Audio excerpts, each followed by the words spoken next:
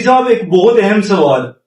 کیا قربانی کی کھال کو فروخت کر سکتے ہیں؟ جی بالکل نہیں کر سکتے۔ نبی پاک علیہ الصلوۃ والسلام کی حدیث ہے، نبی پاک نے ارشاد فرمایا کہ قربانی کے جانور کی جو رسی ہے وہ بھی تم نے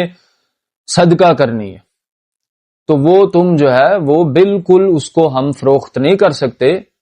ہاں یہ صورتحال ہے کہ اگر اس کو آپ نے کسی استعمال میں لانا ہے تو اس کے جتنی اس کھال کی جو رقم ہے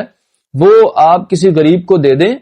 تو پھر آپ اس کھال کو استعمال کر سکتے ہیں کوئی اپنے پرسنل یوز کے لیے، یا آپ مدارس دینیا میں اس کی جو رقم ہے وہ ادا کر دیں۔ تو پھر یہ ہے، یعنی یہ ہوگا کہ ہم نے ان کو کھال دی اور پھر ان سے کہا کہ ہم یہ آپ سے خرید رہے ہیں،